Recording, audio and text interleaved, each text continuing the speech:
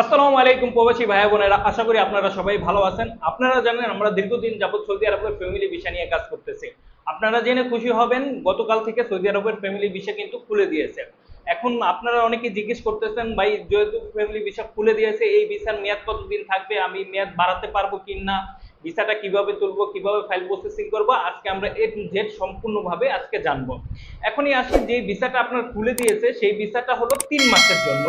ঠিক আছে, 3 মাসের সিঙ্গেল এন্ট্রি, কিন্তু আপনারা এই ভিসার মেয়াদ বাড়িয়ে কিন্তু আগামী কোরবানির আগ পর্যন্ত ইনশাল্লাহ থাকতে পারবেন। আপনারা জানেন গতবারও এরকম হয়েছিল, যারা ভিসার মেয়াদ বাড়িয়ে কিন্তু তারা 8 থেকে 9 মাস আগের বারও যে থাকতে পারছে। ইনশাল্লাহ এইবারও দেখা যাচ্ছে আগামী কোরবানির ঈদের হজের আগ পর্যন্ত কিন্তু এই ভিসা দিয়ে আপনারা থাকতে পারবেন। কিন্তু শর্ত হলো একটাই, সিঙ্গেল এন্ট্রি। একবার যদি আপনারা সৌদি আরব থেকে বের হয়ে যান তাহলে কিন্তু ওই ভিসার মেয়াদটা আর বাড়াতে পারবেন না, তখন নতুন ভাবে আবার ভিসা তুলতে হবে। ঠিক আছে, এখন আসি দ্বিতীয়ত, ভিসা প্রসেসিং করার জন্য কি কি প্রয়োজন পড়বে। আপনারা জানেন আগে যে ডকুমেন্ট গুলাই লাগতো ঠিক একই ডকুমেন্ট লাগবে, কিন্তু আগে পুলিশ ক্লিয়ারেন্সের দরকার পড়তো, এখন থেকে আর পুলিশ ক্লিয়ারেন্সের দরকার হবে না।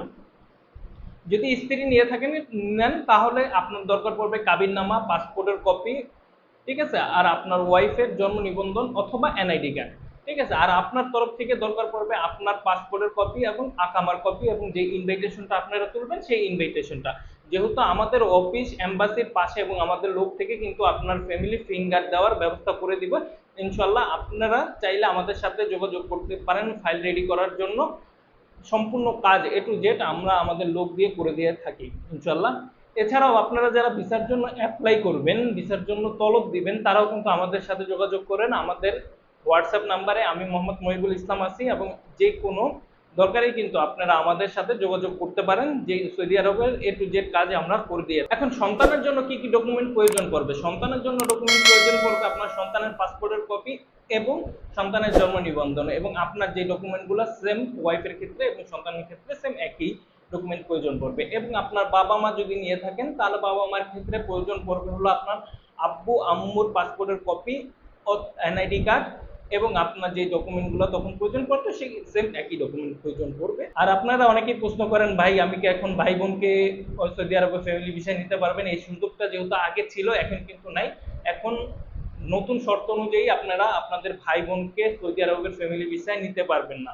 ঠিক আছে, শুধু আপনি পারবেন হলো আপনার স্ত্রী, সন্তান এবং আবার আপনার বাবা মাকে।